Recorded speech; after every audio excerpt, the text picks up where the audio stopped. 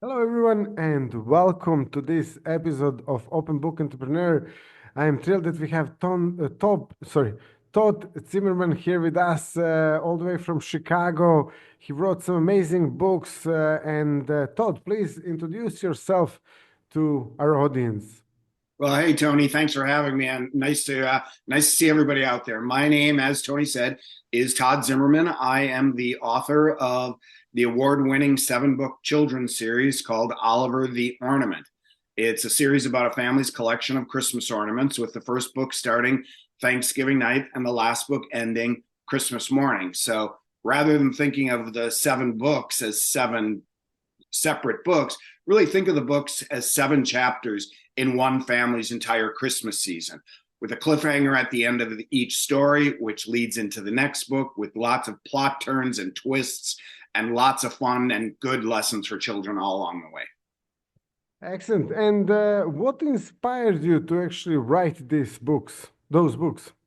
It's a crazy story, actually. It was 10 years ago. I was hanging the last of 200 ornaments on a tree, and somebody said, "You don't have to hang every ornament on the tree."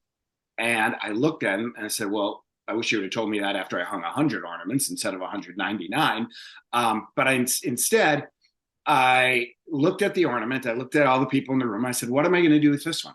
Put him in the attic, and he's going to miss out on all the fun this Christmas. And then all the other ornaments are going to make fun of him in January when they go back in the attic." And all of a sudden, there was the idea, that nugget of an idea, a children's story about an ornament that gets left behind in the attic.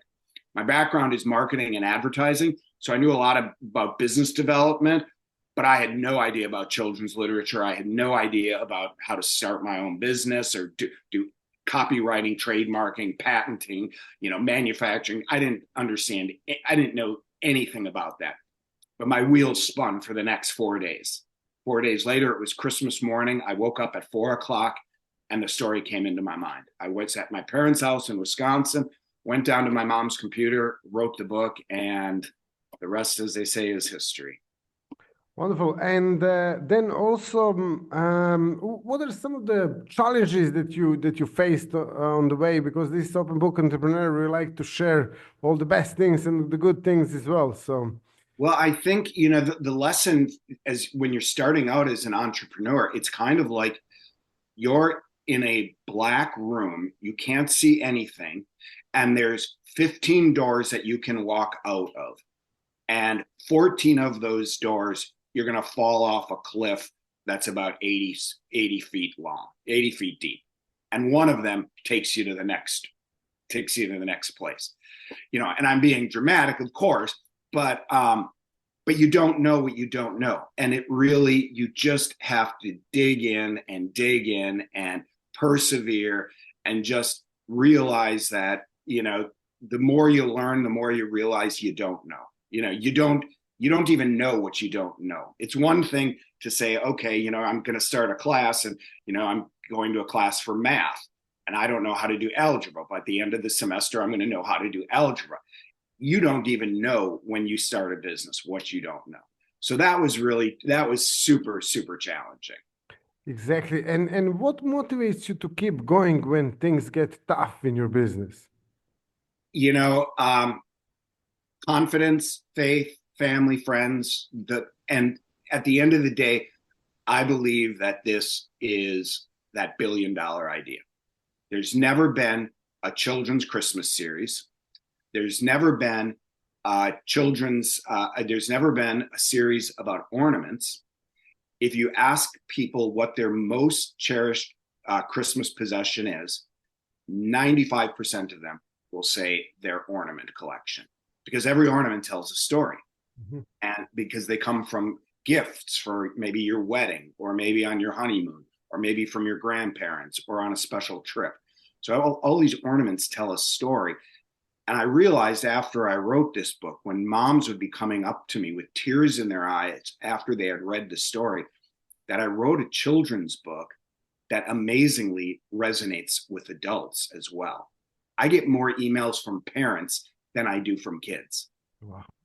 That's fantastic. And also in terms of the book, you mentioned it's the award-winning book. Can you tell us a little bit more about that as well?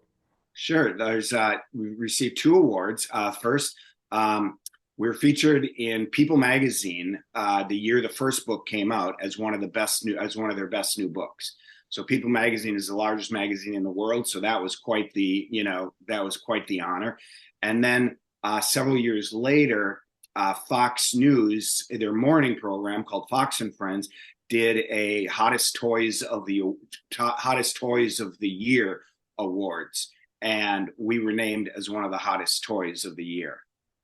We were also there's a tradition that takes place in Washington D.C. every year where the first lady goes to Children's National Hospital to read a children's Christmas book to the hospitalized kids.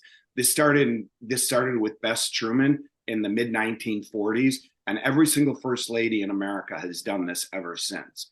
In 2018, we were contacted by the First Lady's office saying that she had evaluated over 250 different books and she had selected Oliver the Ornament to be read at that event. Wow, congratulations. Seriously, that's really, I got goosebumps as you were saying this. So fantastic story and fantastic achievement. I mean, really deserves a big round of applause. And then if someone wants to actually get the book, how they can do that, where they can find the book.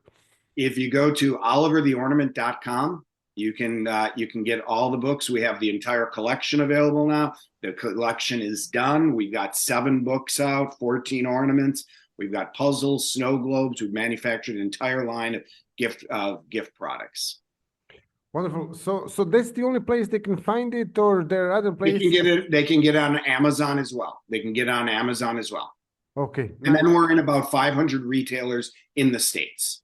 Excellent. And what are your sort of goals going forward for the next 2 to 5 years for your business? Another great question. I had a goal when I saw the first illustration in these books, and I always brag on the illustrations because I didn't do them. I collaborated with my illustrators very closely, so we had a collective, outcome of what we're aiming for. But when I saw the first illustration, I knew that this could be an animated series. So I said to myself, my goal when I released the last book was that Oliver was going to be poised to be in production to create an animated Christmas special. And last November, we have a studio in Hollywood that has taken the preliminary option and has begun work on the creation of just that. Fantastic. So, also I will leave this link in the description as well of this podcast, and anyone watching can actually follow the link there and find out more about the books. And